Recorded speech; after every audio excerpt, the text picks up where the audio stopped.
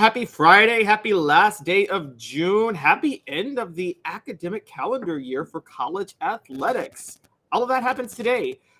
Calhoun here and Caleb Jarreau. It's the Caleb Show for Off the Hook Sports. It's our final day without Dave Hooker as he's still on vacation. And so I got Caleb Jarreau for the whole show today. So it legitimately is the Caleb Show. Jarreau, how are you doing? I'm doing good. I'm ready for the Caleb Show. How are you? Oh, pretty good. Pretty good. We got a lot of things to talk about today. There's actually a commitment coming this afternoon that Jarreau has written about that we are going to cover later this afternoon that we don't know where he's going to go, but his commitment date is there. Talk a little bit about that just real quick before we dive in, Jarreau. Yeah, so Braylon Staley is announcing his commitment today at 4 p.m. I'd say it's probably between Tennessee and Clemson off the top of my head, but I would say Tennessee is probably leading for him. So if the Vols end up picking up another athlete / slot receiver, wide receiver in general at 4 o'clock, do not be surprised. All right, I will be here to cover it, and we'll have, whatever happens, we'll have a story on it. As far as coverage today, we have an interesting PFF grade that's high on a Tennessee defensive back. Yes, a defensive back. Crazy enough, which is crazy to think about given what happened last year. We got an anonymous coach saying Tennessee must develop depth at wide receiver. Another kind of surprising thing.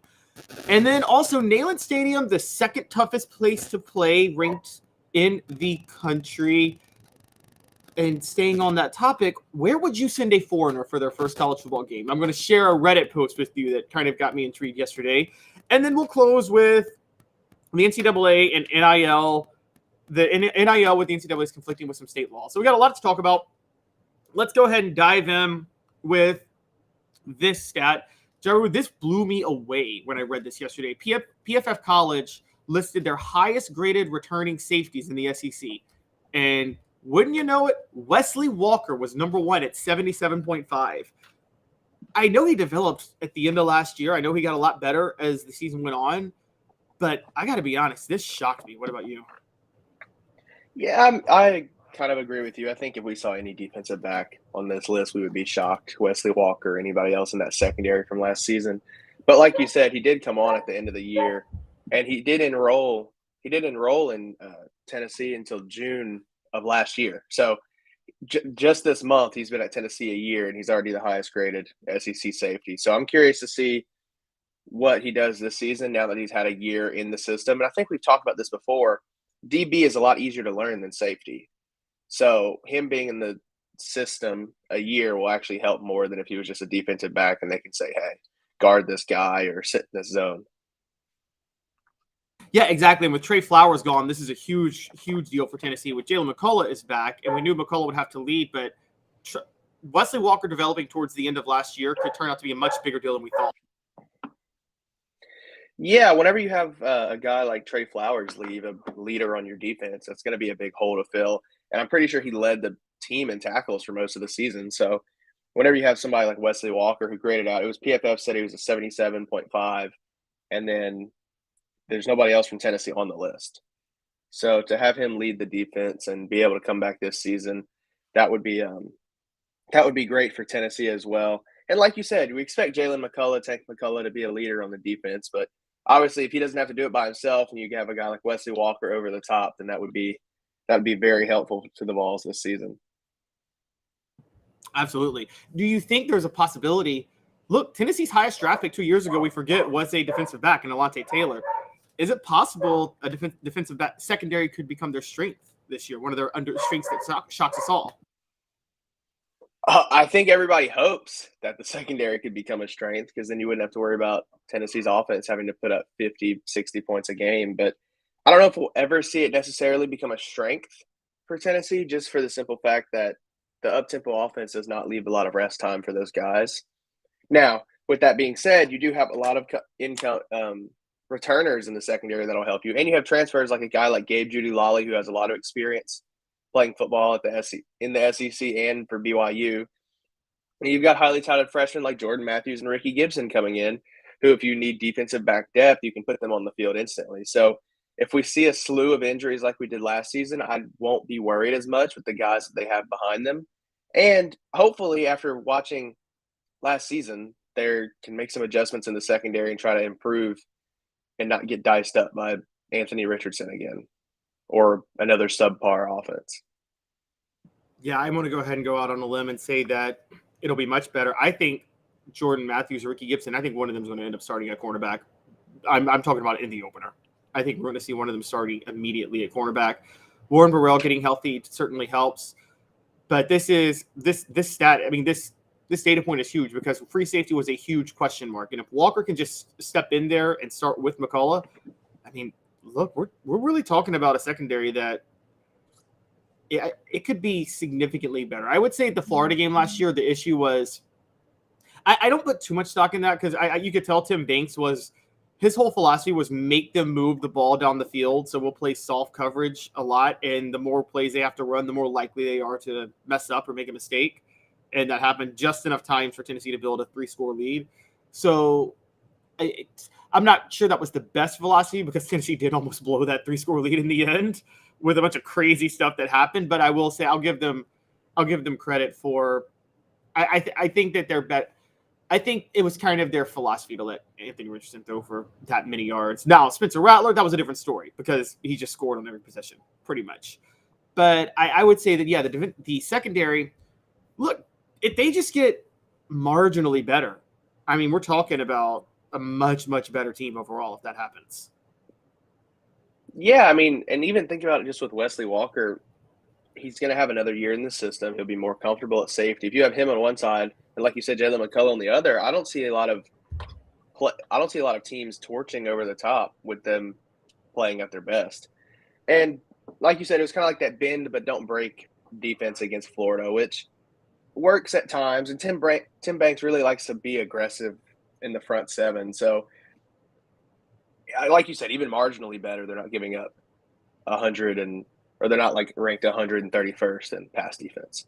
So I do think they'll make a jump. How big of a jump, I'm not 100% sure, but it's hard to believe that Tim Banks would let the defense stay stagnant from last season.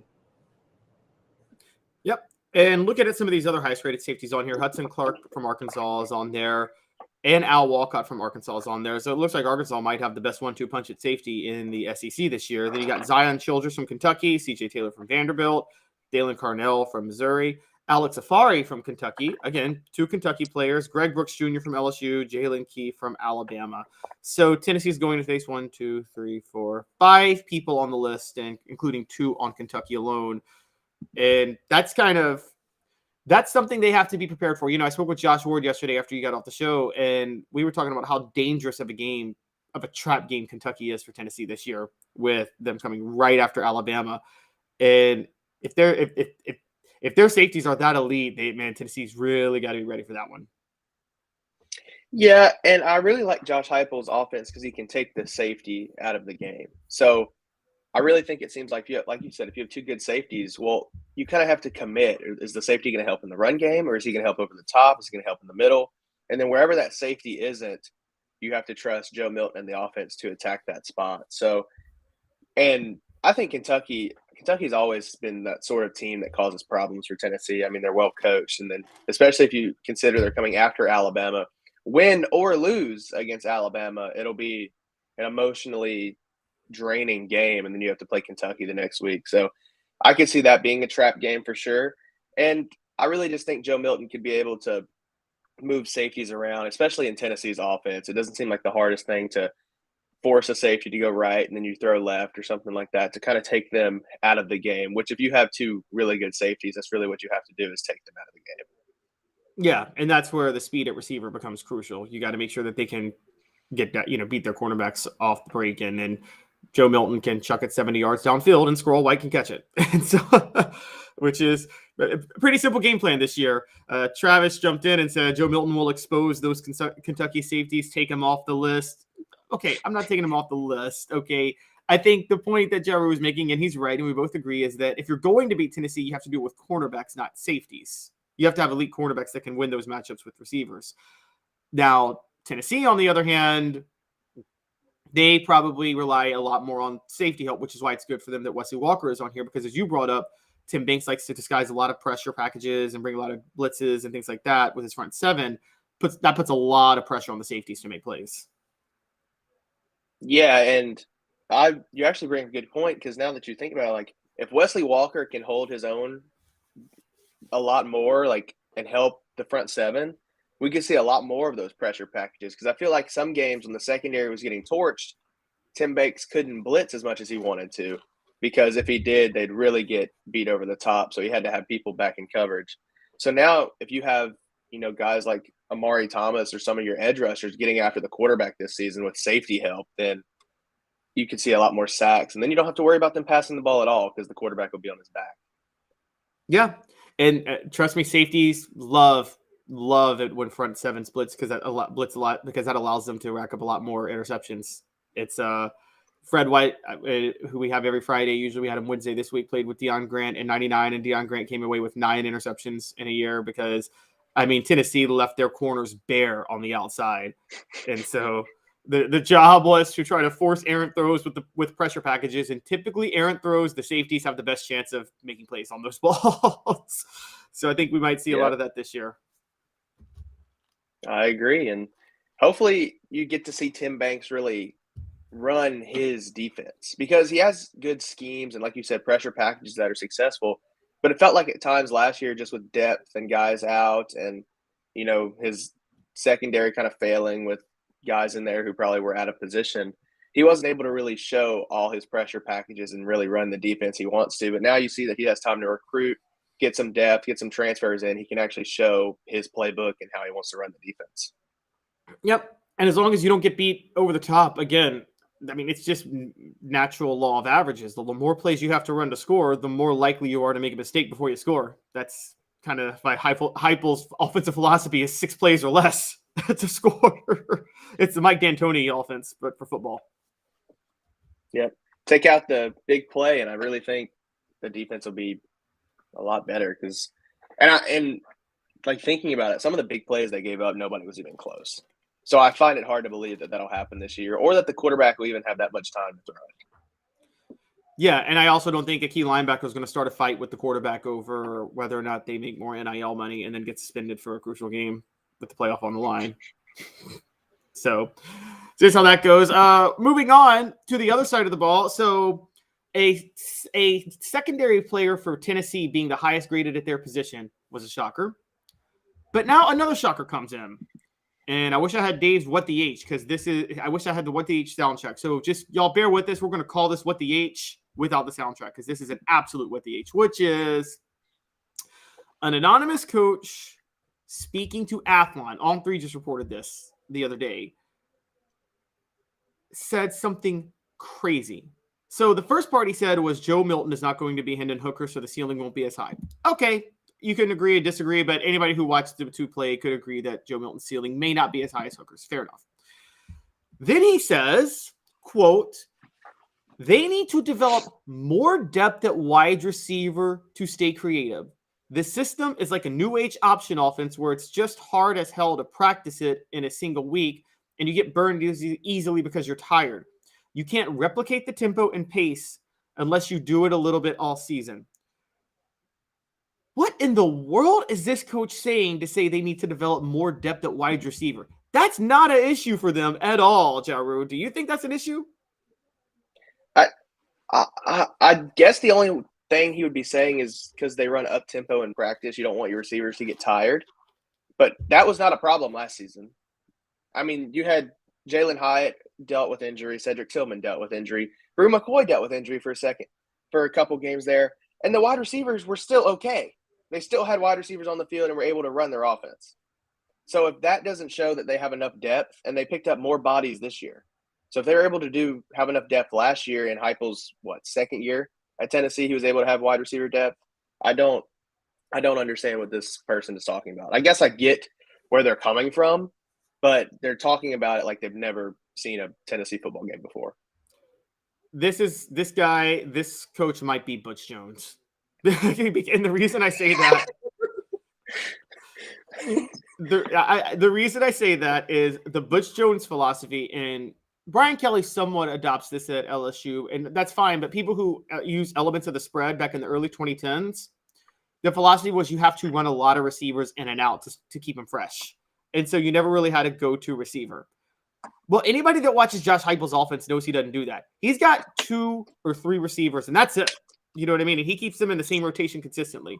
I mean, it was so frustrating watching Butch Jones's offense back in the day. One, he never really ran tempo the way he should have at Tennessee. He was too nervous, so Tennessee was huddling up most of the time, even though he said they were going to be a no-huddle offense. And then they never could get a receiver to get into rhythm because they constantly rotated guys in and out, and it just, you never felt that they had the right chemistry because Butch Jones wouldn't stick with guys that were doing it well. I come from the David Cutcliffe, Lane Kiffin philosophy, which I think Heupel employs. And Drew, I want to know where you come in on this. I think you're better off if you have one go-to receiver, 2 other really key receivers, and that's it, pretty much, in a rotation.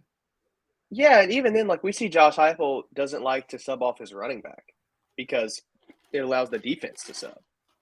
So why would he all of a sudden start rotating his receivers? And, like, imagine Jalen Hyatt goes for 70 yards for a touchdown last season, and the next time they come out on offense, Heupel's like, no, you need to stay on the bench. Like, that would just be stupid. Your guy just got a touchdown and he's hot. Why would you take him off the field? It's like in baseball, like if your best hitter hits a home run and then you tell him he's done. Like, you'll hit again in a couple of days. It doesn't make sense. If you've got, like you said, a go-to wide receiver, make him the go-to wide receiver. I can guarantee that these guys condition enough to deal with the up-tempo offense. Even as a wide receiver, when you're huddling up, it's not that much of a difference because if you think about it, you're running almost 50 yards to the huddle if you're an outside wide receiver. So there's really no break from tempo to a no-huddle offense either. So this is a crazy statement. Yeah. It's a philosophy that never made sense to me. I never understood why people felt that wide receivers need to be fresher. Wide receivers aren't getting hit every play. They're not tackling every play. They're tackled sometimes when they catch the ball, and that's still a 50-50 proposition because a lot of times they go down and go out of bounds. So this idea that, like, wide receivers get tired the least of anybody on the offensive side of the ball. So I'm sorry, this whole thing is just absolutely ridiculous to me. I think Tennessee. And let's go through the list real quick, Joe. So we're talking Brew McCoy, Ramel Keaton. Anybody who watched Tennessee last year knows Squirrel White's emerging. Dante Thornton has already proven. I just need 4 guys, and that doesn't even count the freshmen and the young guys like Nathan Leacock, who might actually make an impact. Where do they not have depth? Or you still got like the Caleb Webbs or your sophomores who sat last season and learned how to play the offense. Like it. And you also have to remember, Jalen Hyatt was not running a streak every play. And they still had run plays mixed in where Jalen Hyatt probably would not even move off the line. It just doesn't Yep. I mean, if your wide receivers are burnt out and gassed, how do you think your big guys feel?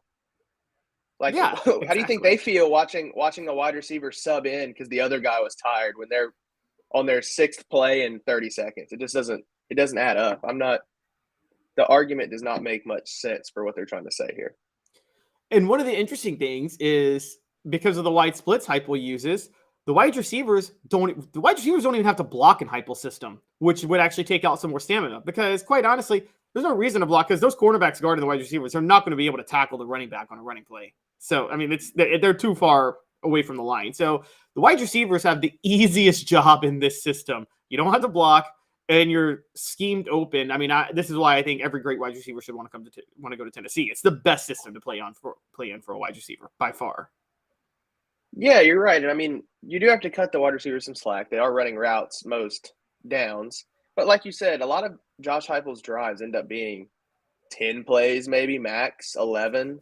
And I think that's even pushing it. And then they go sit on the sideline and get to rest, recover. Your wide receivers are not going to be the ones getting it. Maybe at the end of the game, was Jalen Hyatt tired after scoring, 4 or 5 touchdowns against Alabama? Maybe. But I don't think he's tired on the 3rd play of the first quarter to where he's asking for a sub. Yeah, and I'm still not so sure he was tired because, I mean, again, he only called 6 passes in that game. 6 passes, 200 yards, 5 touchdowns. Yeah. It's kind of a wild. This take is crazy. And then the quote continues, and it's like, when they're up on you, Neyland is a nightmare to play in. That stadium is back to where it used to be. Like, it just doesn't, like, where does that part come in? They threw that part in. So yeah, I mean, a lot of what was said, it's like I could see it makes sense, but this whole Also, I'm not so sure it's a new age option offense either. I don't really see I know the quarterback has the option of reading the safety and where to go, but there are not a lot of option running plays here that Tennessee's running. Do you see any of that? I mean, their wide receivers do have to choose their routes, but I wouldn't say that's as big of a deal as the option. I mean, that's just choosing if the cornerback's on your right, you run left. If the cornerback's on your left, you run right. That's not reading a defensive end or doing anything crazy. I think maybe they just mean sort of like revolutionary, I would guess. That's what I'm saying. Like, none of the stuff that this anonymous coach said to Athlon Sports really adds up in any way. It's kind of weird. And it's funny in the On3 article, the writer goes on at the end to list off all the wide receivers Tennessee has and their stats. Like, Brew McCoy leads the returning group with 667 yards from last year. And then Squirrel White hauled in nearly 500 receiving yards last season. And I don't think he played more than probably 2 full games. So it just doesn't make much sense. So what we're going to say, I think Jarreau and I have agreed the verdict is in, the jury is in. This coach doesn't know ball. This coach isn't a ball guy. Are we agree? Yeah, it really just seems like he hasn't watched it. I mean, now if somebody said, like, just didn't know that Tennessee had wide receiver depth, then that would be one thing. But he's acting like he hasn't watched a Tennessee game all year or ever, with a Josh Heupel coached game really ever. Talking about the wide receivers burning out because Jalen Hyatt won the award for being one of the best wide receivers in the country, and he played every game, practiced every day. I assume there was probably no burnout there for him to continue the way he did. Yeah, exactly. It made no sense. This came from Butch Jones. And okay, Travis had a great quote. Jarreau, this is a good question. I'd love to see a triple option package out of our team. Could you imagine if Tennessee had like running all this tempo and at one point they run the triple option? They just stick them in they start running the wing tee with wide splits. That would be funny. That'd be hilarious. Look, I said, I think there's room for the single wing to come back, man. I'm telling you, for those who don't know history, Tennessee, Robert Neyland built Tennessee up by running the single wing in the 1920s. At the time, it was ahead of its time. But then Tennessee fell off because they stuck to it way too long into the 50s and the 60s. So just interesting stuff. When we come back, got a little more to talk about. Got some stadium things to talk about. Neyland Stadium, ranked the second toughest place to play in the nation. And if a foreigner was visiting the United States looking to go to a college football game, which stadium would you recommend? We're going to talk about that in 2 minutes. Stick with us. And Craving Wings South North Shore location, where we've heard people say that you can get the best wings in East Tennessee. Pero ¿quién es este? El número 87, Jacob Warren. I'll just do 6 in my sauce 87, please. Imposible, señorita. Dale 6 más. Look at these wings. Perfectas, deliciosas, fantásticas. Man, I don't know what you're saying, but it sounds awesome. How do you say fresh, never frozen in Spanish? Frescas, nunca congeladas. Make your way to Craving Wings and get you 6 más. But what was funny about Cadis, we were a full continuum of care at that time. We had detox, we had inpatient, we had outpatient. So we were doing a lot of the things that we do now. But now we just do them so much better. It's really a simple program, but we're complicated people. I am what I am, and now I got to do something about it. You can take your life back. Call Cadis today. Got cataracts? We can fix that. Never miss another moment.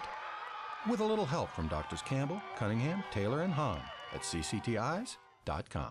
Do you want to own the more that owns every job? Then get to Vassey Lawn and Garden in Cleveland and get you a Toro. I'm David Vassey, here to talk to you about Toro. With a Toro Zero Turn, you'll get more out of every minute and you'll reach the finish line faster. At Vassey's, we like to say, no matter if you're mowing 3 acres a week or 11 lawns a day, homeowners and business owners alike find confidence in equipment they can trust from top to bottom. Vassey Lawn and Garden, Highway 60 North in Cleveland. Man alive, it's worth the drive. Our family has been creating jewelry since 1986, each piece unique with a story all its own. I'm Rick Terry with Rick Terry Jewelry Designs. I'm a jeweler, and I want to be your jeweler. We're grateful that you chose us to be Knoxville's best jeweler. My family and staff look forward to serving you. So please come see us. Kingston Pike and Campbell Station Road in the heart of Farragut and downtown on Gay Street, right next to the Tennessee Theater. I would like to thank Mr. Jones before we get going. Mr. Jones, you are correct. It is Neyland, not Neyland. It's a bad old habit of mine. I try to correct myself, but when you were raised to say it a certain way and that way was wrong, it's like the people who say Missouri. And so this is disappointing, Calhoun. I know. I'm very ashamed of myself.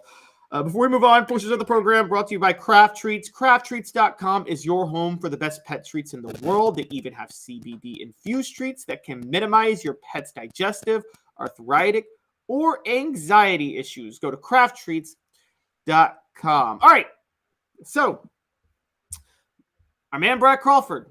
I've been hating on him all week because he's had a lot of different stuff, but I'm not hating on him today. So this is an actually interesting take that he does on 247 Sports, which is the 10 toughest stadiums to play in the nation. Neyland Stadium, came in at number 2 to Tiger Stadium at LSU. Joe, I'm going to be honest with you. I was actually shocked that Neyland was that high. What do you make of this? I think after Tennessee with Josh Heupel this last season and the program is back, I would say probably Neyland Stadium deserves to be number 2. I understand the argument that people make for Penn State and the big house and stuff like that, but I would say Neyland Stadium at number 2 is probably its rightful place, especially on a Saturday night with, Alabama or this season with Georgia in town. So I half agree. I don't understand the big house at all. That thing should not be in the top 10. That is not a tough place to play. That is not that loud. The way the stadium is built, that thing gets quiet as heck. It is not. Michigan ain't an intimidating place to play at all. Beaver Stadium is. I'll give them that. It's funny. I'm saying this. Y'all are going to hate me. Well, people in Georgia are going to hate me. Athens ain't a tough place to play either. They think they showed Tennessee fans something after Tennessee fans said that last year, and then they got loud at Athens. No, Georgia was just the better team. Fans had nothing to do with Georgia beating Tennessee last year. Okay, that still wasn't that loud of a stadium, so I'm not going to go there. But yeah, I agree. I could see Neyland number 2. The thing that you're right. I think this has a lot to do with the state of the program, because I think all things being equal, I got to be honest. I think the Swamp is also louder than Neyland. I've been to the Swamp. It's a louder place. That doesn't mean the fans are more raucous or anything like that. It's just the way the stadium is designed. The Swamp is a brutal place to play.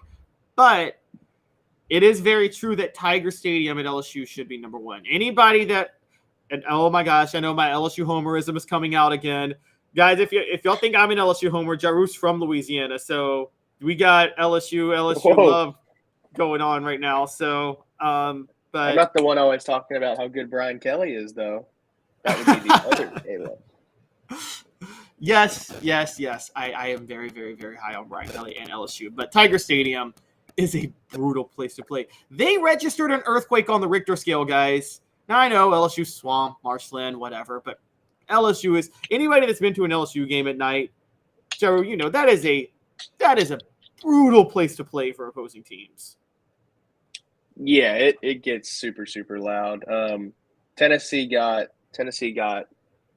let off easy, I guess, with the noon game, which with also going into it, even if it was a night game for Tennessee, the way their offense runs, it's very easy to silence a stadium. Because imagine, picture they go into, Bryant-Denny Stadium this season, and then Joe Milton throws a 70-yard touchdown to Squirrel White. It'll get quiet pretty quick.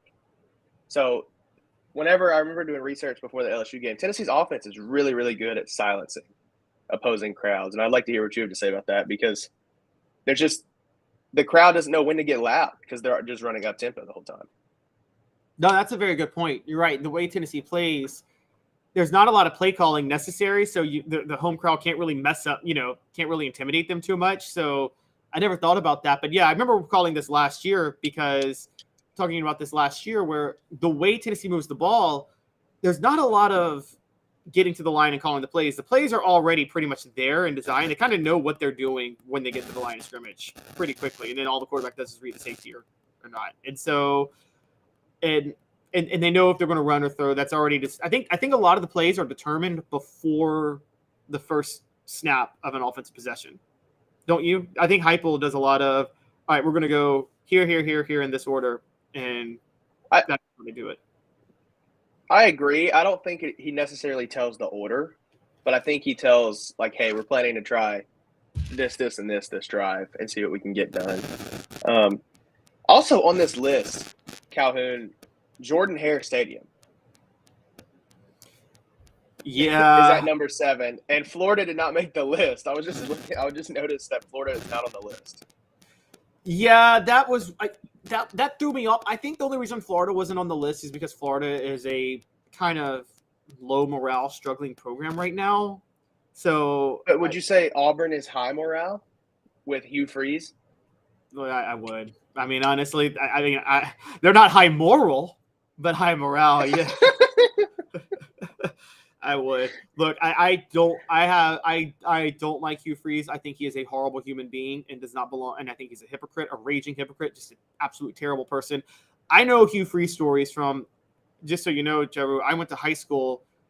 Hugh Freeze was coaching at a local private high school in Memphis when I was growing up in Memphis and went to high school. So I know some stories about him there. He was a creep and a bad dude then, and he's a bad dude now. But he can coach. Dude, homeboy knows football. And, I mean, Auburn's going to be good. And so, Mr. Jones, I am not going to share that last comment, okay? So if anybody has issues, you guys can point that. But Jordan-Hare that's a tough place to play. That place gets loud. Now, Auburn's a really crappy place to live. Okay, I'm sorry. I would never take the Auburn job because I don't want to live in Auburn. It's just the worst. Auburn and Starkville are like the two worst places to live. All right, yes, come at me, Mississippi State and Auburn fans. I'm waiting on you, but y'all are the most boring towns in the history of the world. Okay, like a lot of people think Lane Kiffin didn't take the Auburn job because of the Twitter thing, and they debated what's a better job. People say Auburn's a better job.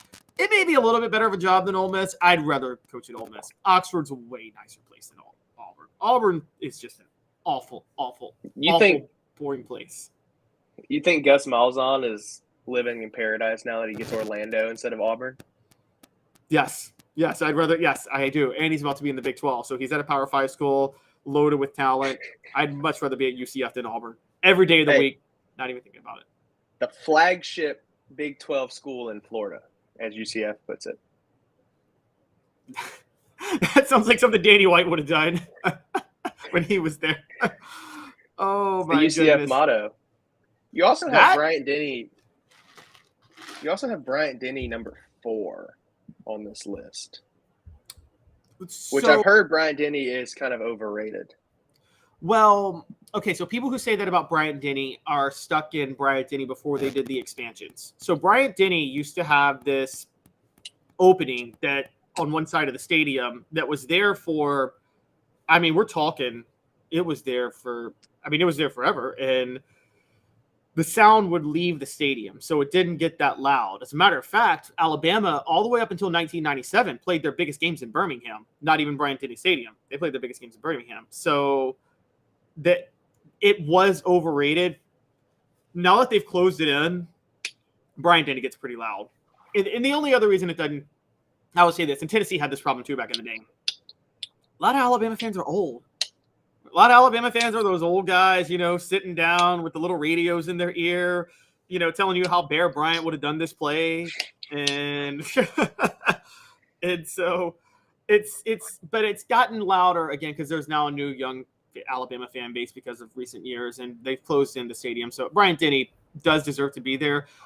I'm with you. I still would have put the Swamp on there. I'm a little shocked that they didn't, even though I do think that morale at Florida is low right now. Camp Randall deserves to be higher. It's number 10, but Camp Randall is a brutal place to play. The Big House has absolutely no business being on here. The Big House is the least loud stadium you will ever be in, and you will be lulled to sleep, and it's not intimidating at all. There. Do you think that conference putting their biggest games at noon, big noon, do you think that affects the fans and how loud that stadium is? I think it does it for the positive. I think they love new games up there.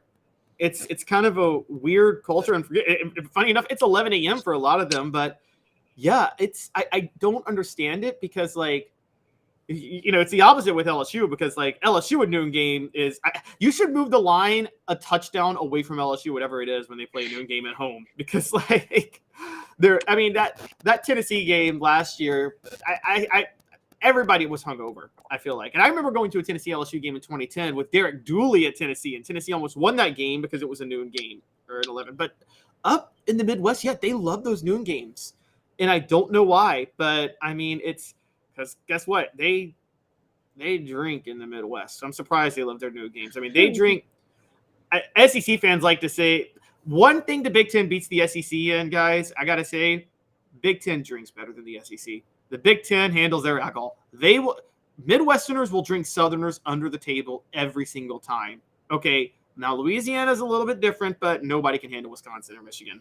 Nobody. It's cold up there. All you can do is drink to stay warm. And so those upper Midwestern states, they drink like Russians. So it's they'll drink SEC fans under the table in a heartbeat. Rugged Up Tom says that's because the Big Ten all descends from Germans, Polish, a lot of those fringe Eastern European countries that I wouldn't say Eastern European countries, but might have been in the Warsaw Pact, even if they wanted to be in NATO. Put it that way. Those countries for little geopolitics. So the Big Ten drinks like nobody's business. So yes, but yeah, they get. Look, what they do, I will say, I'll just tell you guys a quick story, and this is why they get loud for noon games. I went to a Packer game one time with my wife, her family's from Wisconsin, and they do this party bus that takes you from Milwaukee to Green Bay.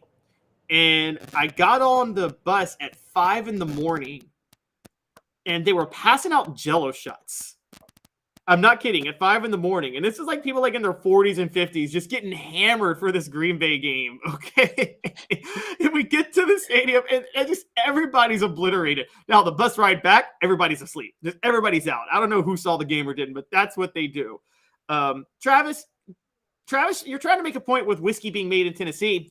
Yeah, but that just because it's made there doesn't mean that Tennesseans drink it the most. Heck, I think, isn't the county that Jack Daniels is made in, isn't that a dry county?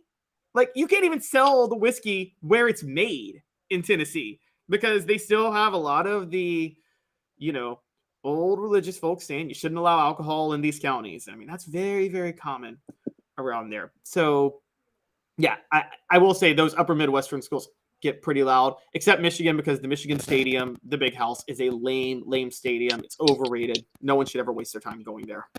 And so I'll leave it at that. But this goes to another great point. All right, so before we move on, portions of the program are brought to you by Zen Sports. Zen Sports is the new sportsbook in Tennessee, revolutionizing the way you earn sports betting rewards. That means no more deposit bonuses that turn into deposit nightmares on Zen Sports. What you see is what you get.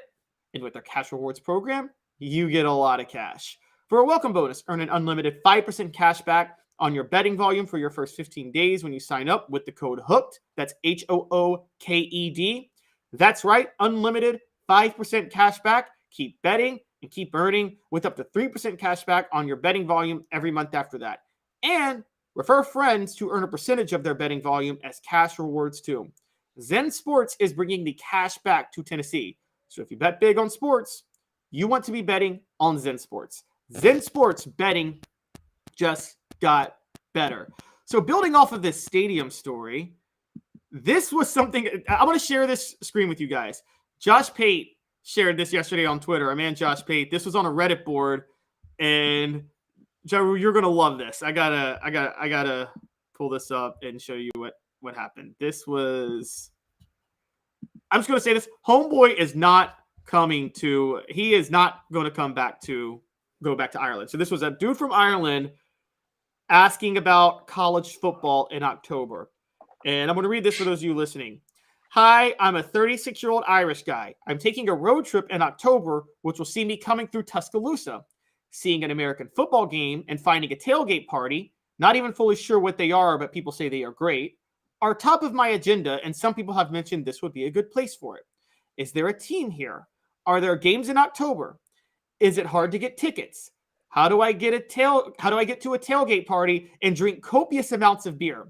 Well, I know how to do the drinking bit already. Okay, so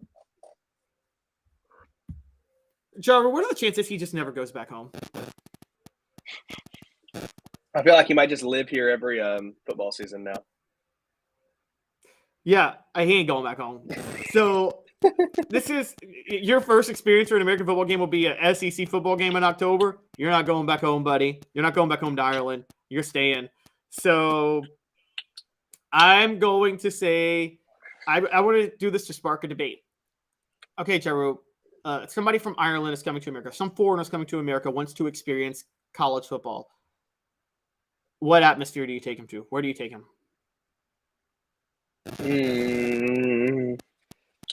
I don't want to steal Brad Crawford's flow, but I'd really have to say probably not Tennessee right now when the program's at a peak, or Baton Rouge. I just feel like those are the two epitomes of college football right now, which especially when you're considering not just the stadium, but also the tailgate scene and everything going on around the stadium that you'd want somebody to see. I'd have to say those two. Also, a sidebar. Why is he taking who's coming from Ireland and taking a road trip through Alabama and Mississippi? Why were those the states he picked? That's a really good question. So when I was in Europe, I will say people are very intrigued by that are intrigued by American culture. They're specifically intrigued by Southern culture. Like people love, like I remember my cab driver in France was a big country music fan. Loved all country music. Didn't speak a lick of English, but loved country music. And I mean, so they're very intrigued by Southern culture in America. So maybe that's why he wants to go through. So this is, I'm going to say it. And y'all know I'm not Homer because I talk about the loudest stadium with LSU and other different things. I'm never reflexively Tennessee's the best, but it's Neyland Stadium. If you want the best environment possible, it's Neyland Stadium because there's two things that make something crucial. And you're right, Tiger Stadium is close, but there's two things that make something crucial. Actually, three. There's the environment. There's the environment surrounding the stadium on game day. There's the town itself. And then there's the stadium itself. Now, if it wasn't for the stadium, guys, the answer would be Athens. Athens is the prettiest college town in America. It has amazing food. The pregame tailgate and all that is so much fun. The problem is Sanford Stadium is lame. It's lame. It's not loud. I don't care what happened last year with Tennessee and Georgia. Sanford Stadium does not get rowdy. So you got to throw Sanford Stadium out. Tiger Stadium is close. My issue with Tiger Stadium, Jarreau, I've been there, is there's not a lot. There's a lot to do in Baton Rouge, but there's not a lot to do around the stadium. You see what I'm saying? As far as if I remember correctly, there's tailgating around the stadium, but there aren't a lot of like bars and restaurants that close to the stadium, if I remember correctly, with Tiger Stadium. Now you can. I'm sure you've been there more recently. I guess you're right because all of their bars are in one area. And it's not near the stadium. It's probably like half a mile away. Yeah, that's what I thought too. So that's my one criticism of Tiger Stadium. I would say that Neyland Stadium, Knoxville is the best combination of a town, the surrounding environment, and the stadium itself. Tuscaloosa is a pretty good one, though. I mean, Tuscaloosa is a pretty good one. So it's between those two. I would say it's between those two. I'll say this: depending on when you go, you don't want to do the 3:30 kickoff in Tuscaloosa in October, though. It's a brutally hot place for those 3:30 kickoffs. Neyland is also the best because of the backdrop. Let's call it let's call a spade here.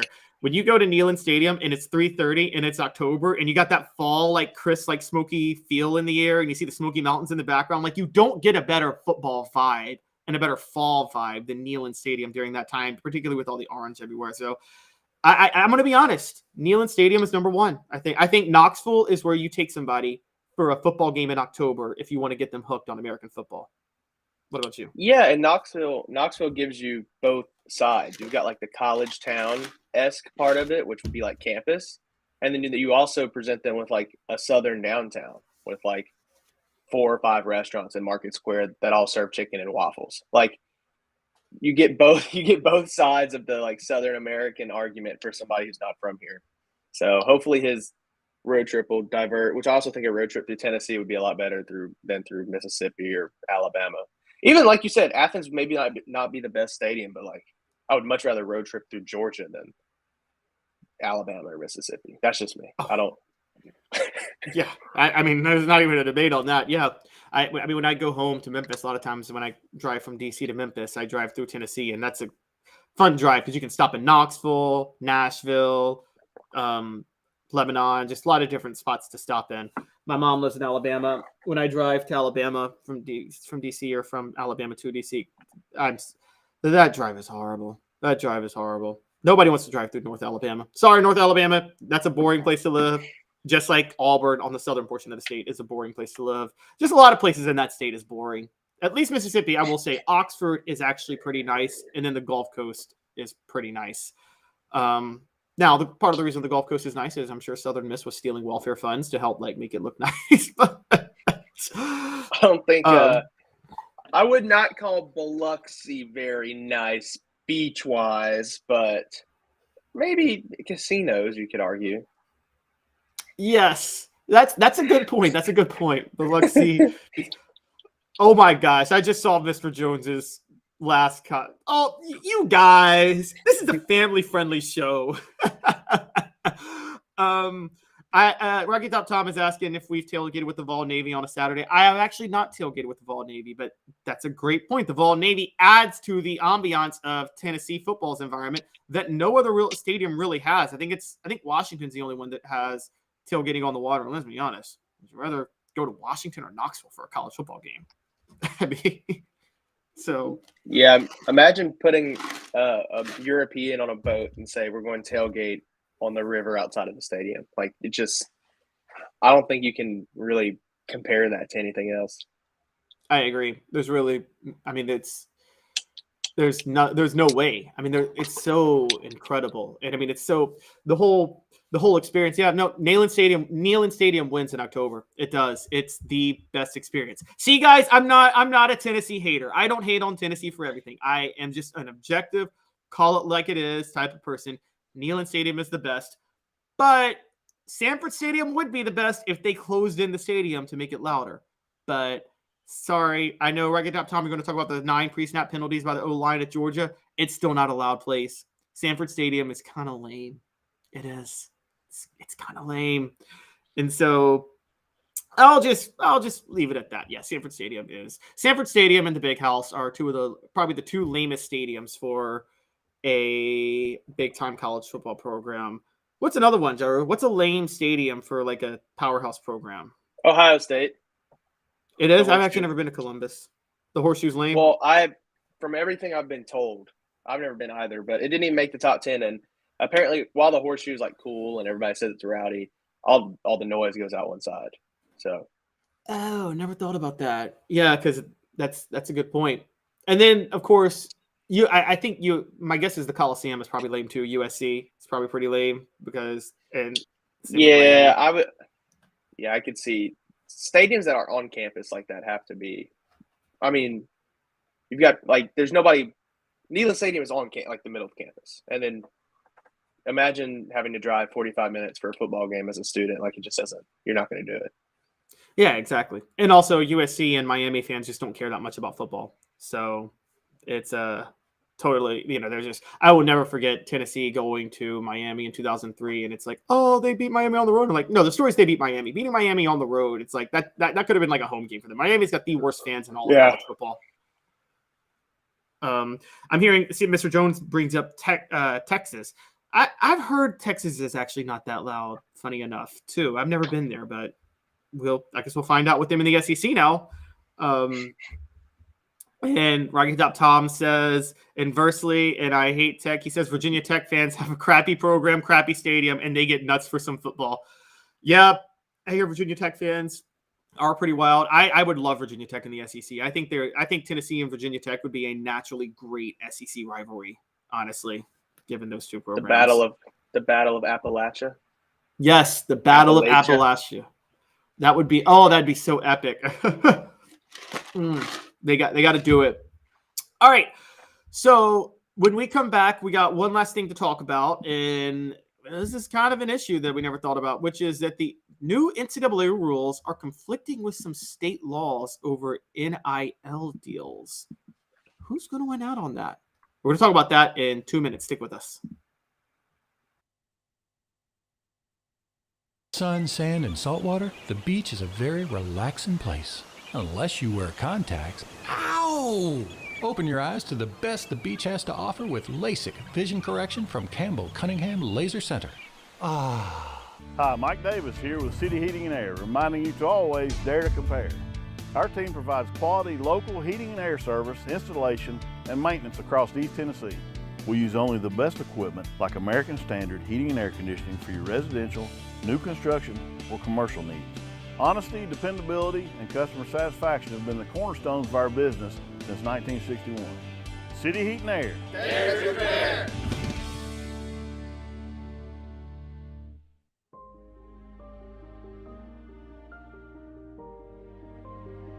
Our family has been creating one-of-a-kind pieces of jewelry in West Knoxville since 1986. Each piece is a combination of unique processes that bring your idea to life. Every day in our shop, a truly special item with a story all its own is being manufactured in our facility, bringing the history and family sentiment into a whole new generation of life. We're grateful that you chose us to be Knoxville's best jeweler, a title that we value and respect. Because to me, being a jeweler and owning a jewelry store are not the same thing. I'm Rick Terry. I'm a jeweler. And we want to be your jeweler. Kingston Pike and Campbell Station Road in the heart of Farragut, and downtown on Gay Street right next to the Tennessee Theater. When you want a hard cider that's easy to enjoy, one that's crafted to perfection, you need Tennessee Cider Company. Some say it's the signature cider of the South. Others say it's the cure to your craving. They all say you'll savor every sip. With a selection of ciders free to sample, all it takes is one taste. Visit tncidercompany.com for more information, as well as to shop our ciders and merchandise online. Thirsty yet? Doors open at 10 a.m. Welcome back. Time for everybody to grab your popcorn, because this is a laughable story. So a report came out on ESPN, would have been about 2 days ago, I think, or 3 days ago, by Dan Murphy, which is that the NCAA and state laws are about to clash over NIL deals. And Jarreau, it's laughable because the NCAA is clearly just trying to maintain its credibility here, and I don't know how they're going to win. So here's what's basically happening. Many states have passed laws. Now, the NCAA has basically made it clear that specific type of NIL activities, NIL can't be affiliated with the schools, really, shouldn't be affiliated with the schools, and can't be used as recruiting tools. But many states have passed laws that allow for fundraising groups that are legally separate, yet closely partnered with universities to start paying athletes for NIL endorsements.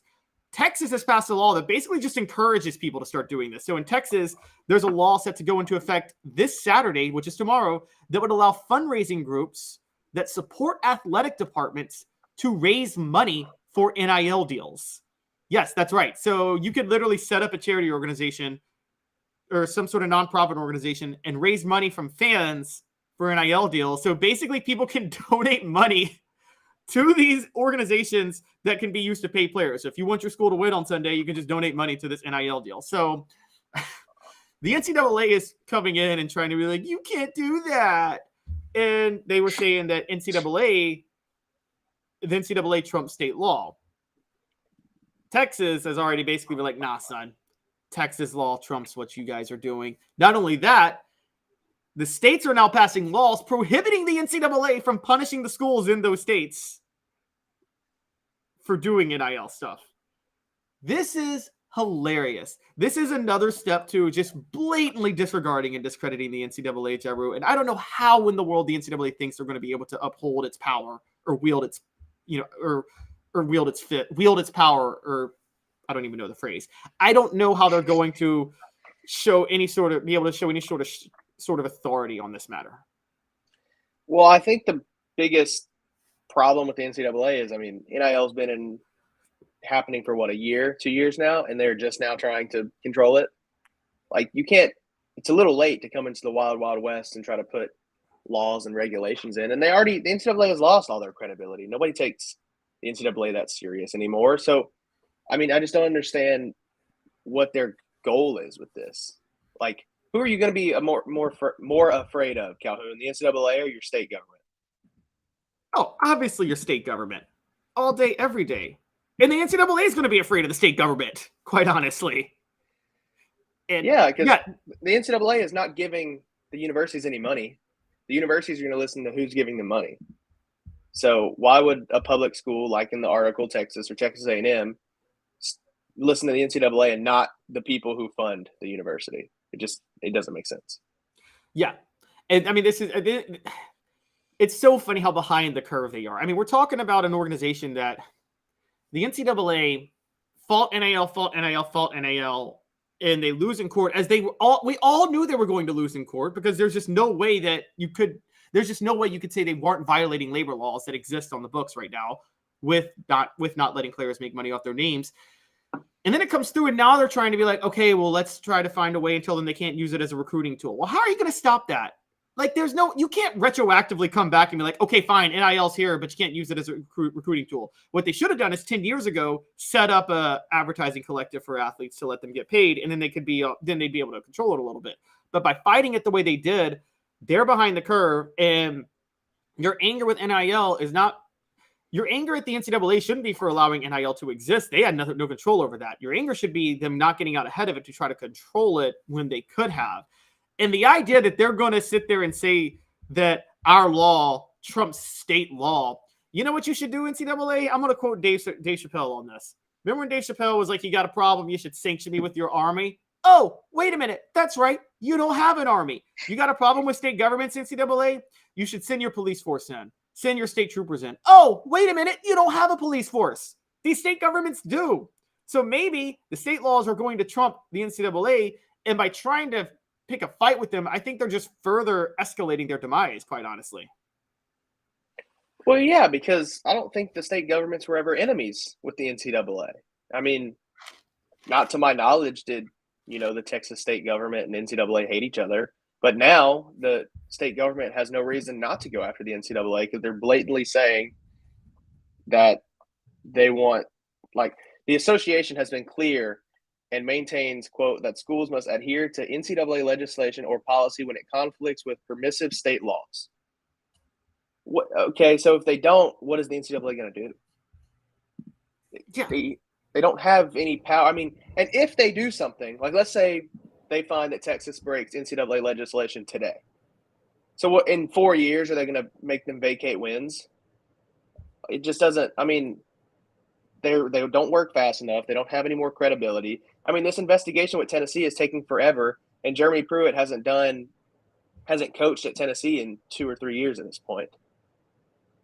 It doesn't. I don't get it. Yeah, I agree. It's laughable that they're taking this long in the investigation, and quite honestly, look, they're scared to dish out punishments now because they know they're trying to stay in business. And the more they dish out punishments, the more they escalate their demise with teams and conferences wanting to break off from them. Look, Rocky Top Tom, I get your problem. You think NIL is evil, and you have a big issue with it. Here's my point, Rocky Top Tom. Your issue is with the Sherman Antitrust Act, passed in the late 1890s or 1880s, I believe. Because the fact is, You can have a problem with it all day, but there is no way you can deny that not allowing NIL was a direct violation of the Sherman Antitrust Act, and in no other form of American life would that be allowed. It was illegal. It's illegal to operate an entity like the NCAA and tell people involved, tell the revenue generators that they, I guess you would say laborers, that they can't profit off their own name. There's no way you could sit there and say that's okay. I mean, you may prefer that, but it is against the law. It is a blatant violation of the law for not to have NIL. The NCAA was in violation of the law for 100 years. I mean, that's just a fact. And so you may not think NIL is ethical, but how do you stop it? The NCAA legally can't stop it. The Supreme Court straight up said, you guys can't stop this. You're not allowed to stop it. And now the NCAA is saying that you can't use NIL for recruiting. Again, it's laughable, Jeff. How are they going to stop NIL being used for recruiting? I don't know. I mean, and technically, I'm 99% sure if you promise an NIL deal, it's okay.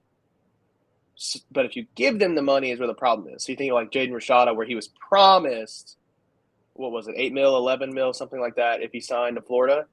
He was never given money beforehand. So technically there were no rules broken.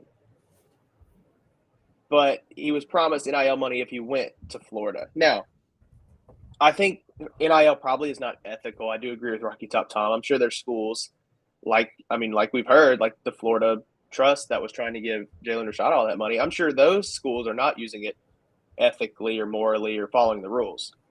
But I do think NIL is fair because these athletes are working more than 40 hours a week, working long hours, more than anybody else who has a real job, and they can't have a real job because they're practicing sports all the time. So it's fair for them to be able to make money off their name and make money off the fame and work they're putting in college. But the NCAA, even if they wanted to put regulations in, it's too late. They can't do anything. That's why you saw Danny White and Dondi Plowman and a bunch of officials from schools go to Congress, because that's where they're going to get regulations, not the NCAA, which, knowing Congress, is sad to think that they're relying on Congress to pass laws to govern college sports and not the body that's supposed to do it. Yeah, no, that's a very good point. And I think Congress should regulate sports betting. They should stay out of NIL. Honestly, they should stay out of it, because I'm fine with the Wild West in NIL. And I will say this, if you're a Tennessee fan, you should be fine with it too, because we've covered recruiting enough, Jarreau, and I'm sure you know, and I want to point this out before we go because it kind of ties into what we're talking about. Tennessee is not in terms of recruiting versus expectations. Guys, Tennessee's not a top 10 job. The high school football in the state is not that good, and it's really there's a reason they've only won one national championship in the past 70 years. And it's because Alabama was on probation and Georgia was terrible at the time. Tennessee can't consistently be great when Georgia's great and Alabama's great, except for NIL. Because Tennessee has the largest NIL collective in the country, so they can go out and buy players, and that's how they get competitive with Alabama and Georgia. And just so people are aware, Spire Sports Group, which is affiliated with Tennessee, is the most ambitious NIL collective in the nation right now. That was another on-through report that came out yesterday. So just so you guys, Tennessee's is number 1, Texas A&M number 2, Oregon number 3, Texas number 4, Miami number 5, Florida State number 6, USC number 7, Arkansas number 8, Ole Miss number 9, and West Virginia number 10. Now, Jarreau, what's really, really funny about that is, okay, so Mr. Jones, you're right. Tennessee can recruit national, but recruiting national is not as easy. Yes, just being a national program to recruit is not the same thing as being able to recruit in your backyard an elite amount of talent. Georgia and Alabama can recruit all over too, but then they can stay in their backyard and load up on talent. Look, this is borne out in fact, guys. I'm sorry. Tennessee has won national title in the last 70 years, and it took Georgia having the worst coach in history, and Ray Goff maybe, and Alabama being on probation, and also Clemson and South Carolina not being arrived. You can't. It's really hard to do that. Tennessee's and you're bringing up Heupel making it look easy. Yes, because of NIL. NIL is the neutralizer for Tennessee. That's how they compete on the level of Georgia and Alabama. But what I was going to point out was that Jarreau last year, so you're going to find this hilarious. Florida's not in the top 20 list on three. Last year, the report on the most ambitious NIL collectives, Florida was in the top 5. But a month before, we were hearing reports that they were struggling to put it together. And now they're not in the top 20. What we're realizing is that Florida scrambled an NIL collective together and didn't really have all their ducks in a row, and now they've gotten exposed for it. Yeah, and I mean that's what happens when your group is not governed correctly, or I mean that's the Wild Wild West. Like the groups who put their own rules in place and run it correctly will succeed. In Florida, like we saw with Jalen Rashada, with their kind of thrown together group, will not. And it's funny, as we're talking about this, at 11:01 a.m., the Volunteer Club, which is Tennessee's NIL, powered by Aspire Sports, announced that the Volunteer Club is excited to share its partnership with the University of Tennessee Athletics. So the Vol Club exists to create sustainable NIL opportunities for our student athletes, as well as create a community of passionate Vol fans through experiences, events, content, merchandise, and more. This partnership is a win-win for all Tennessee fans. Look for the Vol Club this fall during football season. So Tennessee and the Texas schools are flipping the middle finger to the NCAA right now. And you guys think the NCAA is going to be able to come down on them? It ain't happening. Isn't this a giant middle finger after the NCAA? The NCAA sent this warning this week that you can't do this. And then Tennessee's like, yeah, we're going to go ahead and do it.